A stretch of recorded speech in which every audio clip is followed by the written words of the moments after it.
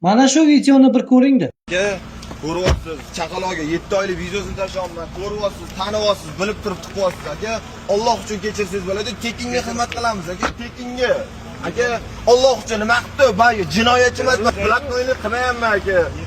7 oylik bo'ladimi aka? 7 oylik bo'ladimi aka? Nima qilay aka? Alloh uchun kechirsangiz bo'ladi-ku.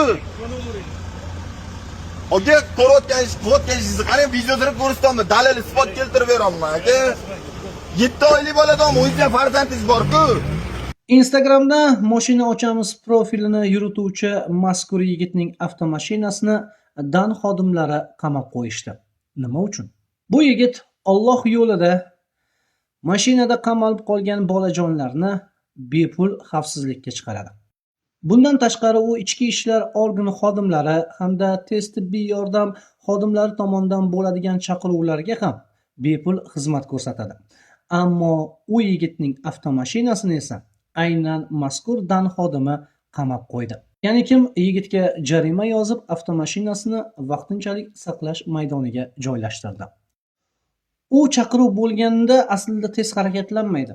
Faqatgina bola qamalib qolsa, tez tibbiy yordam avtomashinasiga yordam kerak bo'lsa va ichki ishlar organlari xodimlariga yordam kerak bo'lsagina avtomashinasini tez boshqarishi mumkin.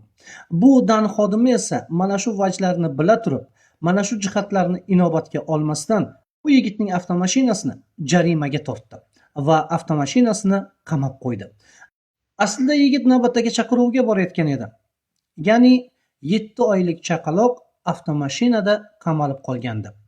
Ammo bu jihatlarni inobatga olmagan dan xodimi esa uning avtomashinasini jarima maydoniga joylashtirdi.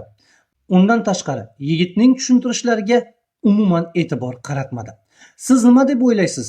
Bu holatda dan xodimi to'g'ri yo'l tutdimi yoki yo'qmi?